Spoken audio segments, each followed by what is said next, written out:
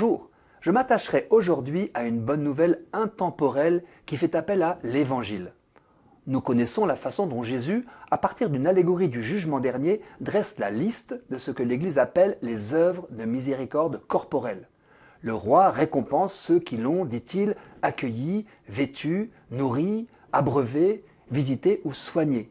Les bénis du Père, ainsi gratifiés, s'étonnent. Seigneur, quand nous est-il arrivé de te voir affamé et de te nourrir, assoiffé et de te désaltérer, étranger et de t'accueillir, nu et de te vêtir, malade ou prisonnier et de venir te voir?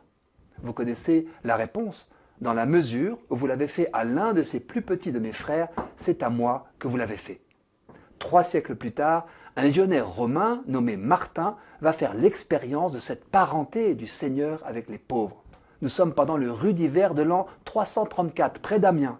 Martin, qui a 18 ans, croise un pauvre transi de froid et offre aussitôt au malheureux une partie de son manteau d'uniforme. Non pas la partie extérieure, la cape, qui était fournie par l'empereur et ne lui appartenait donc pas, mais la doublure, la pièce chaude qu'il avait ajoutée, comme ses camarades. Or voilà que la nuit suivante, Jésus lui apparaît en songe avec sur le dos le manteau qu'il avait donné aux pauvres et qu'il l'entend s'adresser à des anges. Martin, qui n'est que catéchumène, m'a donné son manteau. Le geste de Martin restera gravé dans la mémoire populaire. Savez-vous que le mot chapelle vient de là? Après la mort du grand saint, sa cape de légionnaire, la partie qu'il avait gardée, a en effet été exposée dans un édifice qui a fini par s'appeler du nom de la relique, cap ou capella en italien, d'où chapelle. Grâce à Martin, nous avons surtout la confirmation de l'identification du Seigneur aux pauvres, au point que les servir, c'est le servir. Le constat ne signifie pas pour autant qu'on doive idolâtrer les pauvres.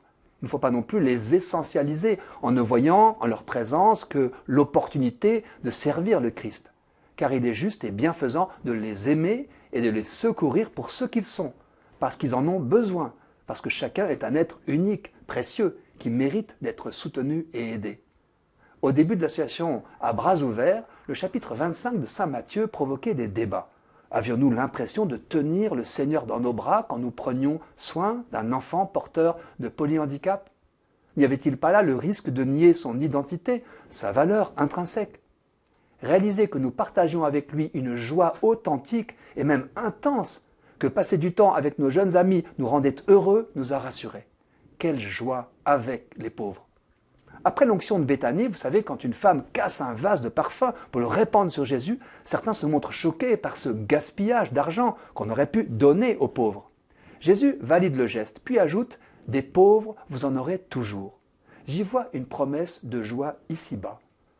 Cela n'enlève rien à l'appel que toute misère fait retentir dans nos consciences, mais je ne peux pas m'empêcher de recevoir cette prophétie divine « Des pauvres, vous en aurez toujours » comme une bonne nouvelle.